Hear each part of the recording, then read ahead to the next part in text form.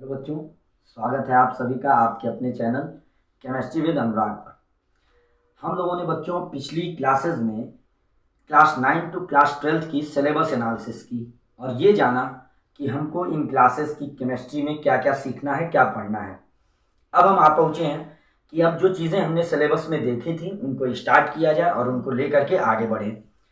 बच्चों, जब आपने 9th और 10th में केमिस्ट्री पढ़ी या आप 9th के स्टूडेंट हो तो आप केमिस्ट्री स्टार्ट किए होंगे, तो आप जान रहे होंगे कि आपको मैटर के ही बारे में पढ़ना है। मैटर की प्रॉपर्टीज पढ़ना है, यानी कि द्रव्य के गुणों को पढ़ना है।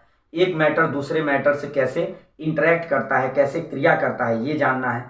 तो बेसिकली हम ये कहें, अगर हम ये बोल दें कि केमिस्ट्री मीन्स मैटर की ही स्टडी, तो ये कोई हाइपरबोलिक स्टेटमेंट नहीं होगा, कोई अतिशयोक्ति नहीं होगी कि आपने अगर मैटर का होल एंड सोल, मैटर को ए टू जेड आपने मैटर के बारे में पढ़ डाला तो आपने केमिस्ट्री समझ लिया। तो आज हम शुरू करेंगे क्लास 11th के फर्स्ट चैप्टर से, जिसमें आप बेसिक केमिस्ट्री को जानते हो, आधारभूत केमिस्ट्री को जानते हो। बच्चों, एक बात मैं यहाँ कहना जरूरी समझता हूँ कि से दैट आपने 9th और 10th में केमिस्ट्री बहुत अच्छे ढंग से नहीं पढ़ी। कभी कभार हो जाता है कि हम फिजिक्स के कुछ ज़्यादा फिजिक्स की तरफ हमारा झुकाव रहता है, केमिस्ट्री हम कम पढ़ पाते हैं, और जब हम 11th में आते हैं तो फिर हम रटना शुरू कर देते हैं केमिस्ट्री। धीरे धीरे पैटर्न में ऐसे इन्वॉल्व होते हैं, हम रटने के पैटर्न में ऐसा इन्वॉल्व होते हैं कि फिर कोटा फैक्ट्री जैसी आपकी जो यूट्यूब शोज हैं, वेब सीरीज वगैरह हैं, उन सब में केमिस्ट्री को ट्रोल किया जाने लगता है कि अरे ये तो रटने वाला सब्जेक्ट है, एक्सेप्शन वाला सब्जेक्ट है। तो बेटा, जो भी ऐसा बोलता है कि ये रटने वाला सब्जेक्ट है, तो मानो कि उसको कभी कि ऐसे टीचर्स नहीं मिले कि जिन्होंने उनको केमिस्ट्री एक पैटर्न वाइज पढ़ाया हो। मेरे टीचर्स, मेरे गुरुजी लोग, आने वाले वक्त में हम उनके नाम बताएंगे आपको। मेरे गुरुजी लोगों ने मुझे केमिस्ट्री ऐसी सिखाई कि मुझे तो केमिस्ट्री रटनी नहीं पड़ी भाई। मैंने केमिस्ट्री को सीखा है, जैसे आप मैथ्स को सीखते हो, फिजिक्स को सीखते हो, वैसे मैंने केमिस्ट्री को सीखा है। और मैं कोशिश करूंगा कि मैं आप तक उस नॉलेज को, उन प्रैक्टिसेस को, उन तरीकों को पहुंचाएं जो मुझे अपने गुरुजी लोगों से, मेरे टीचर्स से मिली है कि केमिस्ट्री आपको रटनी ना पड़े। तो एक बात का भरोसा मानिए कि अगर आपसे 9th-10th में मिस हो गई चीजें, आप केमिस्ट्री नहीं सीख पाए सही ढंग से, तो आपके पास एक फर्दर चांस मिला है, एक अवसर मिला है कि आप अगर 11th में एक पैटर्न से आगे बढ़ेंगे, मतलब आपने बेसिक कॉन्सेप्ट समझा जिसमें आप एटम और मॉलिक्यूल, अणु और परमाणु और अणु के बारे में जानते हो, फिर मोल कॉन्सेप्ट वगैरह सीखोगे, मोल अवधारणा वगैरह सीखोगे, है ना, तमाम फार्मूले बनाने के तरीके सीखोगे आप। और फिर आप सेकेंड चैप्टर जब एटॉमिक स्ट्रक्चर पढ़ते हो, परमाणु की संरचना की, परमाणु के अंदर क्या क्या चीजें हैं, फिर आप एलिमेंट्स को पीरियोडिकली क्लासिफाई करते हो कि ये टेबल जो पीरियोडिक टेबल है, इसमें एलिमेंट कहाँ अरेंज्ड हैं, और फिर लेफ्ट टू राइट जाने में क्या चेंजेस हैं, टॉप टू बॉटम आने में क्या चेंजेस हैं। और फिर जब आप बॉन्डिंग, रासायनिक आबंधन पढ़ते हो, केमिकल बॉन्डिंग पढ़ते हो कि दो एटम्स आपस में कैसे कंबाइन हो रहे हैं, उनके बीच इलेक्ट्रॉन शेयर हो रहे हैं या इलेक्ट्रॉन लिए दिए जा रहे हैं। ये 3 चैप्टर्स अगर आप कायदे से समझ लेंगे, इनमें आने वाले कॉन्सेप्ट्स को समझ लेंगे, तो आप ये समझिए कि आपकी केमिस्ट्री की गाड़ी निकल पड़ी। और फिर आप एक बार संभाल सकते हो अपने आप को केमिस्ट्री में, और आप फिर ऐसे संभालोगे अपने आप को कि रटना नहीं पड़ेगा आपको केमिस्ट्री को, है ना। तो हम लोग जो है, तो बच्चों हमको यहाँ से शुरू करना है, फिर atomic structure, periodic table, chemical bonding तक बहुत संभाल के पढ़ाई करनी होगी, और फिर हम लोग आगे बढ़ चलेंगे।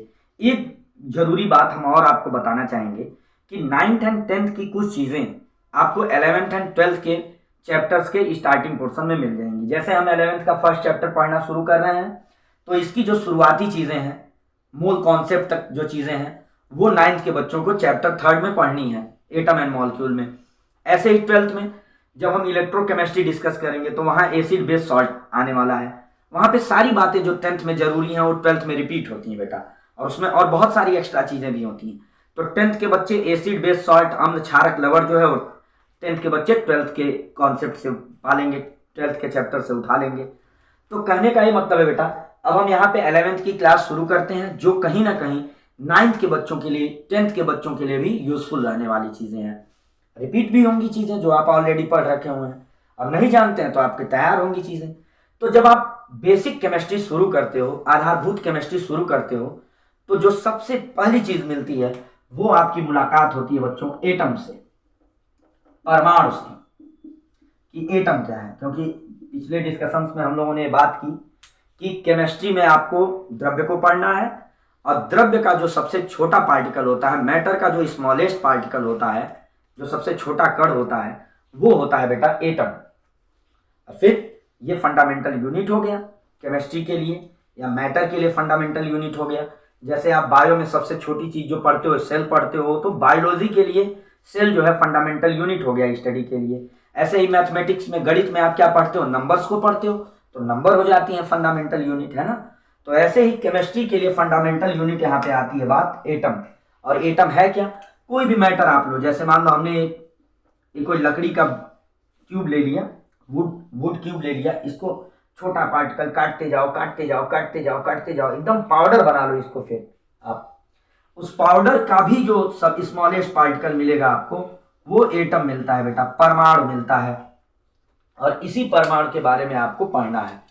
तो परमाणु क्या है, स्मॉलेस्ट यूनिट है मैटर की, और या यूं कहो कि केमिस्ट्री के लिए भी स्मॉलेस्ट यूनिट फॉर स्टडी हो गई। तो मैटर की स्मॉलेस्ट यूनिट है, स्मॉलेस्ट पार्टिकल है, द्रव्य के सबसे छोटे कण है।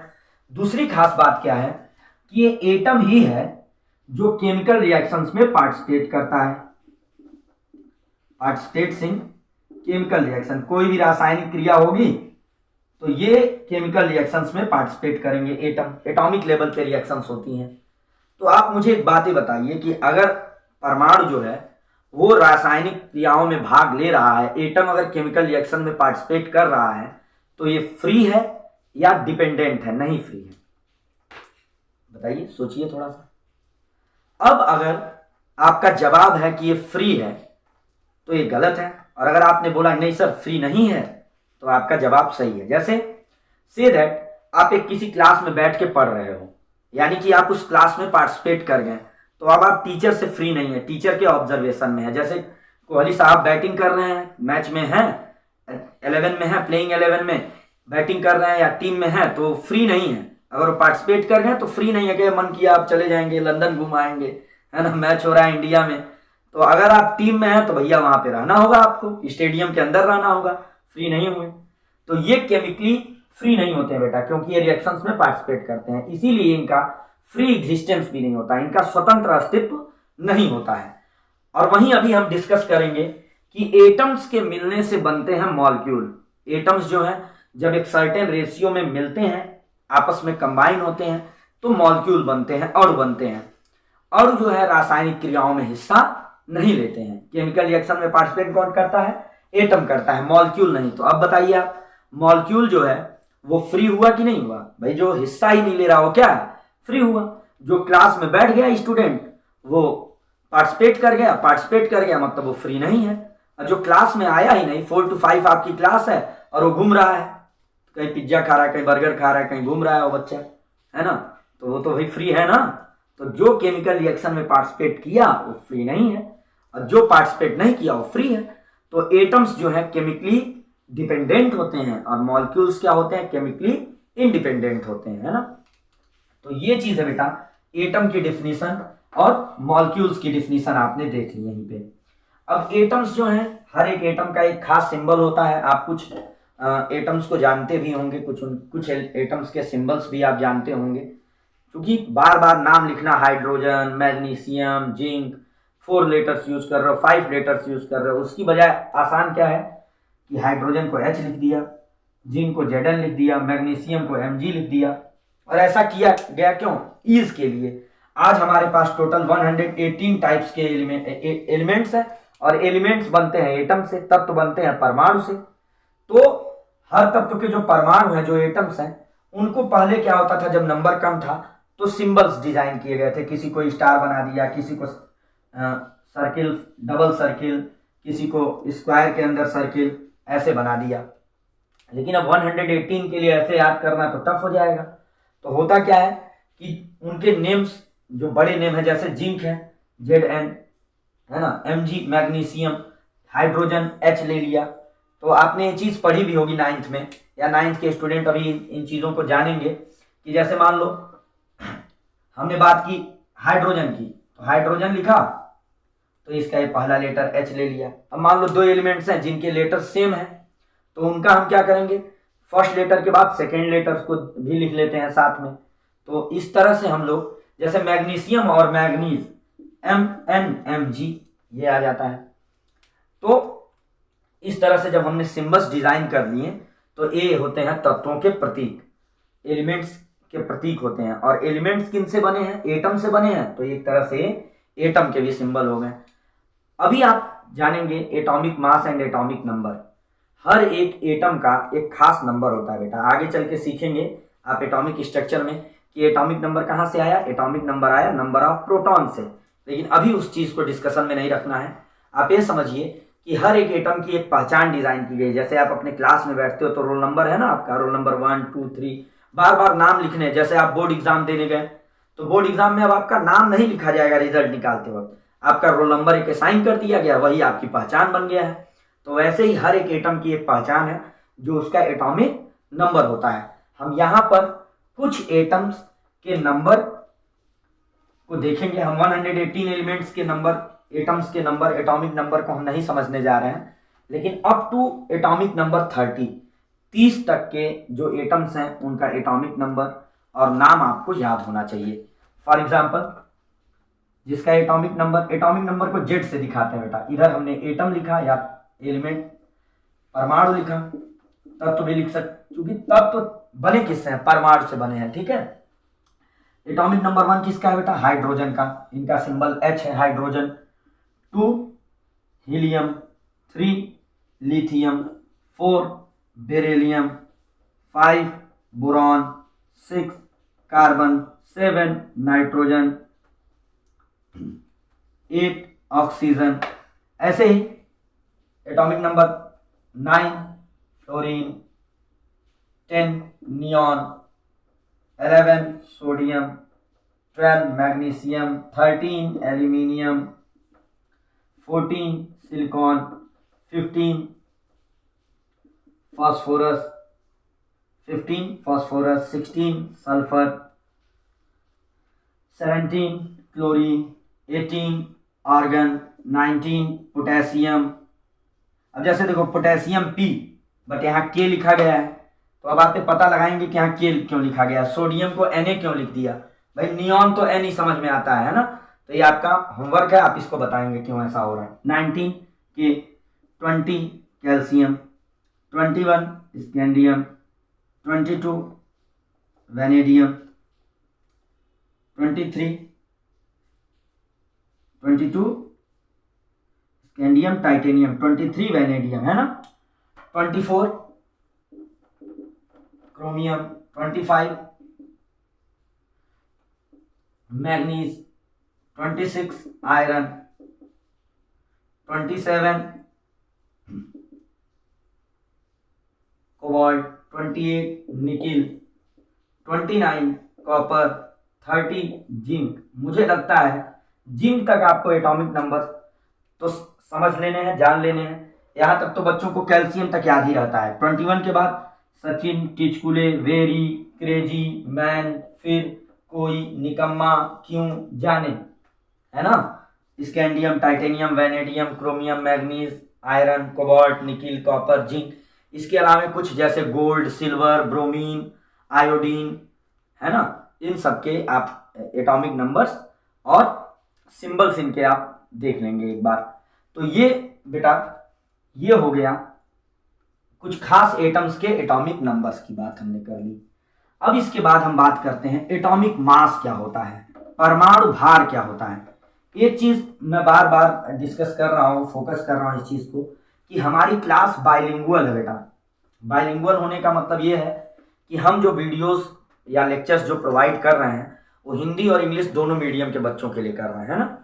तो दोनों ही मीडियम के स्टूडेंट से मेरी एक रिक्वेस्ट है कि आप मैनेज करेंगे। मैं टर्म्स बीच बीच में हिंदी के भी यूज करता हूँ, इंग्लिश के भी शब्दों का इस्तेमाल करता हूँ, है ना। तो आप थोड़ा मैनेज करेंगे। बाकी केमिस्ट्री जिस तो हमारी केमिस्ट्री है, मेन चीज़ हमारे लिए क्या है, केमिस्ट्री है। लैंग्वेज आप दोनों मिल रहा है, आप उसी हिसाब से एडजस्ट करने की कोशिश करिएगा, ठीक है। तो हम लोग अब क्या समझने जा रहे हैं, एटॉमिक वेट, या जिसको आप बोलते हो परमाणु भार।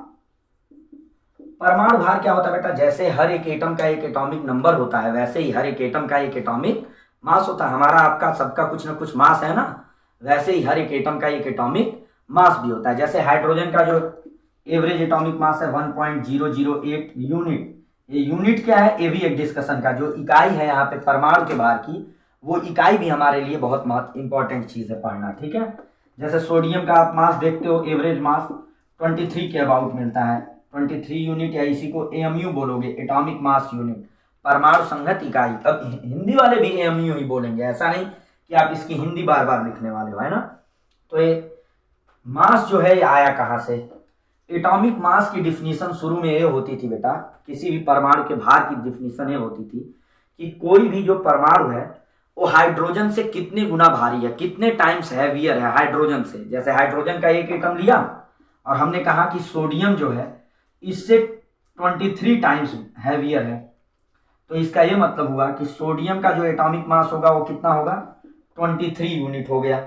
जैसे 1 किलोग्राम बटखरा होता है ना, जो किलोग्राम वेगिंग के लिए जो वेट है 1 kg है, अब उससे आप मान लो 50 टाइम्स हैवियर हो या 55 टाइम हैवियर हो, तो आपका मास कितना हो गया, 55 kg हो गया। वैसे ही हाइड्रोजन के मास से कितने टाइम्स है वो एटम का मास हो जाता है। लेकिन प्रॉब्लम क्या हुई, अब भैया ये आया 1.008 यूनिट, इनका जब मास निकला तो मिला 1.008। अब इसका अगर 23 टाइम होता तो ये जो 0.008 है इसका 23 टाइम करना प्रॉब्लम दे देता कि नहीं दे देता। अब अगर ये 1 रहता तब तो हम 1 टाइम 2 टाइम 3 टाइम्स कर लेते, बट 1.008 का 1 2 time 3 time 4 time 20 time 25 times करना, ये डेसिमल हमारे लिए लोचा खड़ा कर देता है। तो अब जो है इस प्रॉब्लम को सॉल्व किया गया कार्बन के अकॉर्डिंग डिफिनीशन देके, क्योंकि कार्बन 12 एटम जो है,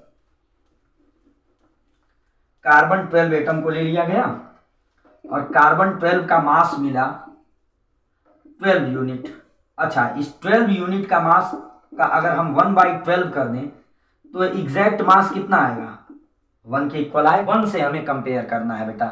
तो किसी भी एटम का जो मास होता है, किसी परमाणु का जब द्रव्यमान की बात अगर हम करते हैं, किसी भी परमाणु का द्रव्यमान, एटॉमिक वेट को हम ए से दिखाते हैं, ए ऑफ एनी एलिमेंट, किसी भी तत्व का, किसी भी एटम का जो परमाणु भार है वो कार्बन 12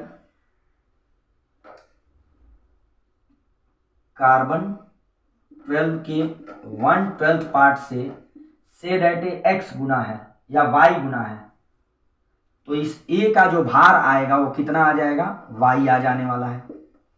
अगर ये जेड गुना है तो जेड आ जाएगा। मान लो ये 20 गुना आया इसके द्रव्यमान से, तो इसका भार कितना हो जाएगा, 20 हो जाएगा। मतलब आपको किसी भी एटम का एटॉमिक मास निकालना है, परमाणु भार निकालना है, तो आप क्या करिए, कार्बन 12 का मास देखिए और उसका 1/12 कर दिए, जो 1 आ गया, इसी को 1 AMU बोलते हैं, 1 एटॉमिक मास यूनिट बोलते हैं, परमाणु संगत इकाई बोलते हैं। उस 1 से आप कंपेयर कर लो कि कितने गुना भारी है, ठीक है, और आपको मिल जाएगा एटॉमिक मास।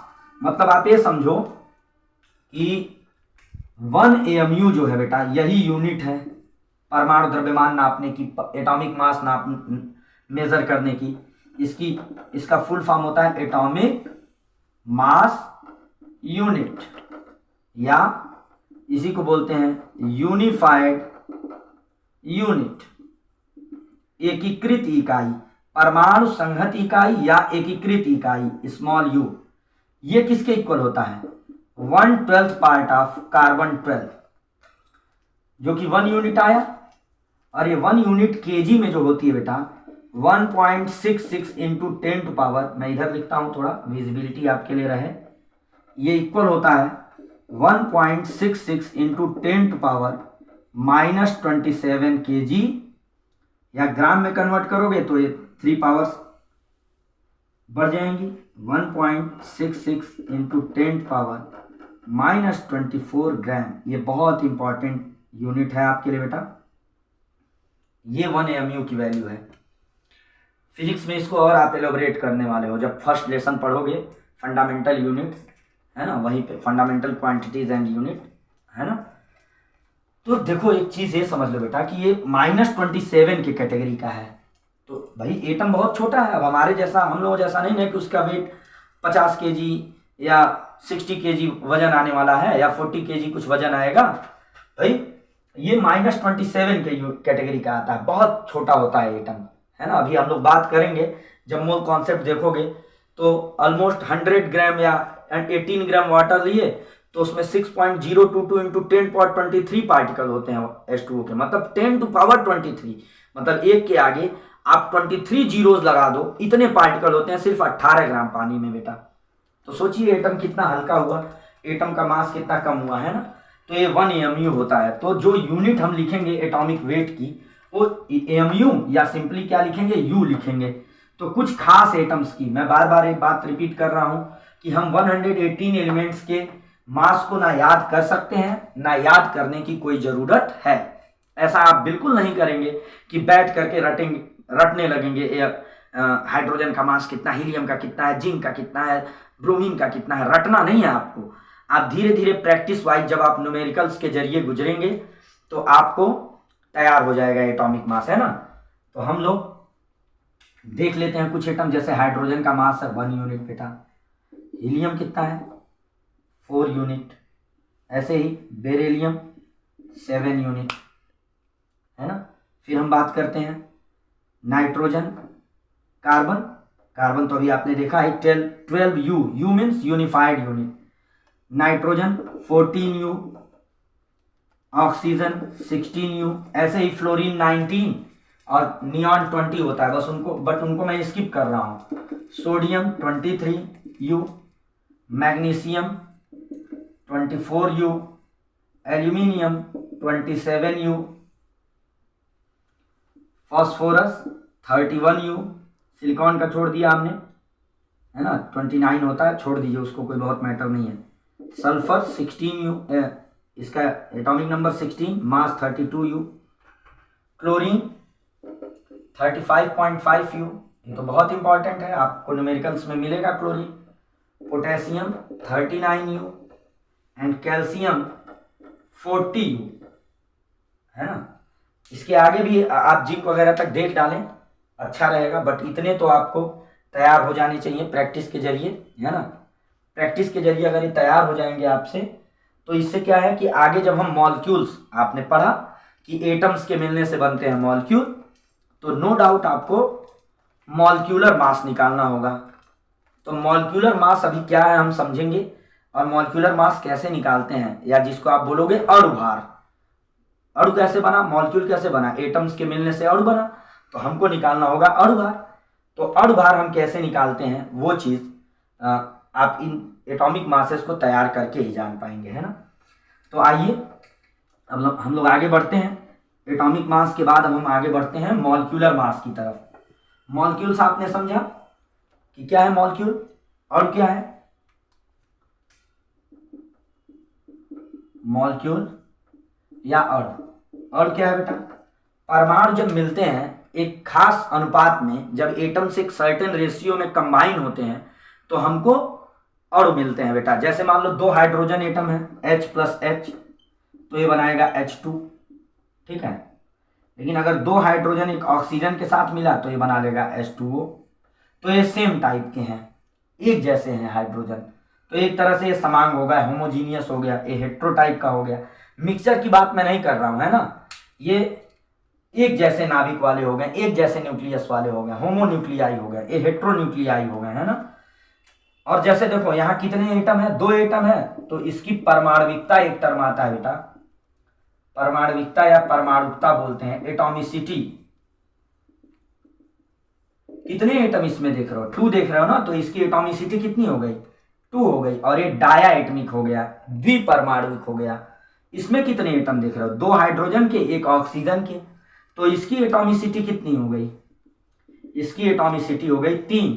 और ये ट्राई एटमिक हो गया बेटा, त्रिपरमाणुक हो गया। ऐसे ही कहीं अगर 4 आ रहा हो, जैसे अमोनिया है NH3, 1 नाइट्रोजन 3 हाइड्रोजन, तो इसमें कितने एटम आ गए, 1 नाइट्रोजन का 3 हाइड्रोजन का, तो इसकी एटॉमिसिटी कितनी हो गई, इसकी एटॉमिसिटी ये हो गई 4 मीन्स होता है टेट्रा, तो ये कितने एटमिक हो गया, ये हो गया टेट्रा एटॉमिक, चतुर्परमाणुक, है ना। ऐसे ही मान लो हमने लिखा CH4, इसमें कितने एटम है, मेथेन है ना, एक कार्बन एंड 4 हाइड्रोजन, टोटल कितना आ गया इसका 5। तो इनकी एटॉमिसिटी कितनी हो गई, इनकी एटॉमिसिटी हो गई 5 एटॉमिसिटी मतलब पेंटा एटमिक, पंच परमाणुक है ना। तो ये इस तरह से हर एक मॉलिक्यूल की आप आणविकता भी निकाल सकते हो। और अब हम बात करते हैं अणु के अणुभार की। बेटा अणु है अगर कोई तो उसका भी कोई न कोई भार जरूर होगा, कोई मॉलिक्यूल है तो उसका मॉलिक्यूलर मास जरूर होगा। अब हिंदी मीडियम वाले यही समझ लें, बार बार हम लोग मॉलिक्यूलर मास यूज करेंगे टर्म, तो मॉलिक्यूलर मास मतलब क्या होता है, अणु भार। किसी अणु का जो भार होता है वही मॉलिक्यूलर मास होता है। तो मेरे लिए चीजें थोड़ी आसान हो जाएंगी, है ना, बार बार हमें दोनों टर्म्स नहीं यूज करने होंगे। तो देखो मॉलिक्यूल है, मॉलिक्यूल बना एटम से, H और H मिले बेटा तो H2 बन गया। आपको H का मास पता है 1 यूनिट, इसका पता है 1 यूनिट, तो बताओ H2 का मास कितना होगा। बहुत आसान सी बात है कि भाई जिस चीज से मिलके बना है, जैसे आपकी क्लास है मान लो, उसमें 20 स्टूडेंट्स बैठे हुए हैं, 10 स्टूडेंट ने 10 रुपीज मिलाएं, बाकी 10 ने 20 रुपीज मिलाएं, तो आप बता लोगे ना कि टोटल कलेक्शन कितना हुआ। तो आपको अगर पता है कि इनका कंट्रीब्यूशन क्या है, इनका कंट्रीब्यूशन क्या है, तो आप टोटल मास निकाल सकते हो। जैसे H2 हो गया तो H2 का मास कितने hydrogen atom, 2 hydrogen atom, 2 hydrogen atom means 2 × 1 U। Hydrogen का मास पहले अभी हमने डिस्कस किया तो कितना आ गया 2 यूनिट। तो ये हाइड्रोजन एटम है बेटा, ये है हाइड्रोजन परमाणु, ये है हाइड्रोजन एटम। हाइड्रोजन एटम का मास हुआ 1 और ये है हाइड्रोजन अणु, ये हाइड्रोजन अणु है जिसका फार्मूला क्या है H2 है, हाइड्रोजन मॉलिक्यूल है। तो ये हाइड्रोजन मॉलिक्यूल जो है इसका मॉलिक्यूलर मास, जो अणुभार जो आया या मॉलिक्यूलर मास, मॉलिक्यूलर वेट, वो कितने के इक्वल आया, 2 यूनिट के इक्वल आया। ठीक है, तो इस तरह से आपको जब एटॉमिक मासेस पता होंगे और मॉलिक्यूलर मास निकालना होगा तो आप सभी एटम्स के एटॉमिक मास को कंबाइन कर दोगे, है ना। चलिए देखते हैं हम लोग कैसे कंबाइन करने वाले हैं, ये देख लेते हैं हम लोग। ये रहा, जैसे मान लो H2 का निकाला आपने, से दैट आपको N2 का निकालना है, तो 2 × N। नाइट्रोजन का मास नहीं रटा हुआ है तो आप नकल करने के लिए फ्री हो अपने, अभी जो पहले आपने पढ़ा, देखिए नाइट्रोजन का मास कितना है, तो आपने क्या देखा कि ये है 14 यूनिट। कितना आ गया बेटा 28 यूनिट, यानी कि नाइट्रोजन एटम का मास है 14, नाइट्रोजन मॉलिक्यूल जो है, नाइट्रोजन अणु जो है, उसका मास कितना आ गया 28 यूनिट, 28 यूनिट आ गया, है ना। ऐसे ही O2 का कितना आ जाएगा 2 × O, 2 × O मतलब 16 यूनिट, तो ये आ गया 32 यूनिट। चलिए ऐसे ही आगे हम लोग बढ़ते रहेंगे। ऐसे ये आया NH3, CH4, H2O, इन सबका हम लोग निकालते हैं। NH3 भाई 1 × नाइट्रोजन, आप बिल्कुल ऐसे पहले इसको एक्सपेंड कर लोगे, इसको एक एक एटम को अलग अलग लिख लोगे, एक एक एलिमेंट के एटम्स को। हाइड्रोजन कितने हैं 3 हाइड्रोजन है, नाइट्रोजन का मास हो गया 14 और हाइड्रोजन का मास हो गया 1, 14 + 3 = 17 U, क्योंकि यहां भी U है, यहां भी U है। ऐसे ही मेथेन का 1 × कार्बन + 4 × हाइड्रोजन, तो 1 × कार्बन का मास कितना है बेटा 12 + 4 × हाइड्रोजन का मास हो गया 1, कितना यूनिट आ गया 16 यूनिट। ऐसे ही H2O 2 × हाइड्रोजन + 1 × ऑक्सीजन, हाइड्रोजन का मास कितना है बेटा 1, ऑक्सीजन एटम का मास कितना 16 यूनिट, तो टोटल कितना आ गया 18 यूनिट। ये सब तो बहुत इंपॉर्टेंट है बेटा, है ना। ऐसे ही एक थोड़ा और कॉम्प्लिकेटेड की तरफ हम आपको आगे बढ़ाएं, ये से रेट ऐसे रहता, H2SO4 का मास आपको निकालना है, तो 2 × H + 1 × S + 4 × O। हाइड्रोजन का मास कितना 1, सल्फर एटम का मास 32, ऑक्सीजन एटम का मास 16, तो यहां हो गया 2 + 32 + 64 unit that is 98 unit, 98 unit आ गई बेटा H2SO4 यानी कि सल्फ्यूरिक एसिड, जो बैटरी वाला तेजाब होता है, जो बैटरी की एसिड होती है ना, लेड स्टोरेज बैटरी बोलते हैं उसको, ठीक। तो इस तरह से आप निकाल लोगे। अच्छा, एक अलग किस्म का एग्जाम्पल हम दिखाते हैं और बताते हैं कि इसको बच्चे कैसे कर ले जाते हैं कभी गड़बड़। जैसे गड़बड़ आंसर नहीं गलत आता, उनका पैटर्न थोड़ा सा गड़बड़ हो जाता है। जैसे C2H5OH का अगर मैं आपसे निकालने कहूँ तो हो सकता है, जरूरी नहीं कि आप ऐसा ही करें, हो सकता है पहले ही आप अटेम्प्ट में बढ़िया तरीके से कर दें। तो इसको करते क्या बच्चे, 2 carbon plus 5 hydrogen plus 1 oxygen फिर प्लस 1 हाइड्रोजन करते हैं। नहीं तो आंसर तो आपका सेम आएगा, आंसर गलत नहीं आएगा आपका। बट आपको करना क्या है, अगर ये मान लो 5 हाइड्रोजन यहाँ है, 6 हाइड्रोजन यहाँ है, तो इनको आप एक जगह कलेक्ट करके लिखो। मीन्स ऐसा कुछ करो आप, 2 carbon plus 6 hydrogen 5 and 1 plus 1 oxygen. मेरे कहने का ये मतलब है कि आपको अगर एक ही एलिमेंट के कई सारे एटम अलग अलग जगहों पे मिल रहे हैं तो उनको आप एक जगह लिख लो और फिर उनके एटॉमिक मास को ऐड कर दो, सम अप कर दो। 2 carbon atom 12, 6 hydrogen 1 plus 1 oxygen 16, तो ये आ गया 24 प्लस 6, ये हो गया 30 प्लस 16, ये हो गया 46 यूनिट। ये एथिल एल्कोहल है, एथेनॉल, या जो ड्रिंकिंग एल्कोहल होती है, जो शराब होती है ना, वो है बेटा। तो अब यहाँ पे हम लोगों ने मॉलिक्यूलर मास निकाल लिया। कुछ हम आपको देते हैं होमवर्क, आप अपने इस क्लास को देखने के बाद आप मेन जो मॉलिक्यूल्स हैं उनका मॉलिक्यूलर मास निकाल सकोगे। उन मॉलिक्यूलर मासेस को आप निकाल करके कमेंट बॉक्स में पोस्ट करिएगा, फोटो है ना, या फोटो तो पोस्ट नहीं हो पाएगी, आप लिख के बताइएगा कि जो फर्स्ट है, फर्स्ट क्वेश्चन जो है उसका मास कितना निकला, सेकेंड का कितना निकला, थर्ड का कितना निकला, है ना। फिर हम लोग उसको एनालिसिस भी करेंगे और इसके बाद हम लोग नेक्स्ट क्लास में मॉलिक्यूल्स के मॉलिक्यूलर फार्मूले कितने टाइप के होते हैं, फार्मूले कितने टाइप के होते हैं वो देखा जाएगा। तो आप अपना होमवर्क ले लीजिए, है ना। अगर आप इस वीडियो के लास्ट तक पहुंचेंगे तो मैं उम्मीद करता हूं कि आप में से कोई एक भी अगर ऐसा करेगा तो मैं अपना क्लास जो है फ्रूटफुल समझूंगा, है ना। चलिए देखते हैं आपका होमवर्क, असाइनमेंट है एक तरह से, आप समझ लीजिए आपके लिए। कुछ मॉलिक्यूल का तो हमने यहाँ एग्जाम्पल दे दिया, जैसे मेथेन का दिया था, अब ये रहा C2H6 एथेन, उसी का बड़ा भाई है ना। Second HCl hydrochloric acid, third nitric acid, fourth NaCl जो कॉमन सॉल्ट होती है, टेबल सॉल्ट होती है, ठीक।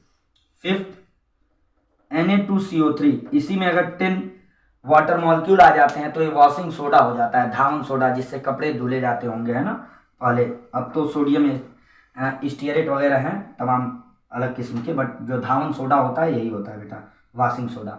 6 NaHCO3 खाने वाला जो सोडा होता है, बेकिंग सोडा जो बेकरी में यूज होता है ना, ये होता है सोडियम बाइकार्बोनेट। अब बाइकार्बोनेट नेम कहाँ से आया, आप जाइए मेरे 6th वीडियो पे और आयनिक फार्मूले पढ़ के आइए, है ना पढ़ा होगा अब तक तो। NaCO3 हो गया। ऐसे ही है बेटा ZnCO3, CaCl2, 9th CaOH whole twice. मान लो ऐसा कुछ आ गया बेटा तो क्या करोगे आप, कैल्शियम तो एक है, ऑक्सीजन कितने हो गए, 2 ऑक्सीजन हो गए और हाइड्रोजन एटम भी 2 हो गए, तो यहाँ से आप इसको निकालेंगे। 10th H3PO4 phosphoric acid. ऐसे ये बेटा NH2CONH2, ये यूरिया है बेटा, पहला ऑर्गेनिक कंपाउंड था जिसे लैब में तैयार किया गया। एंड 12th CH3OCH3, ये डाईमेथिल ईथर है, ऑर्गेनिक कंपाउंड एक हो गया। ऐसे एक और ऑर्गेनिक कंपाउंड है C6H6। तो ये कुछ और कुछ एग्जाम्पल्स हैं जिनको आप करके लाएंगे, प्रॉब्लम है आपके लिए, प्रैक्टिस प्रॉब्लम। और इसके बाद जो है आपको हम लोग पढ़ेंगे फार्मूले ऑफ अ मॉलिक्यूल अगले लेक्चर में, है ना। इसको आप तब तक कर डालिए, और भी कुछ एग्जाम्पल्स मिलेंगे तो आप करिएगा। थैंक यू, बने रहिए हमारे साथ।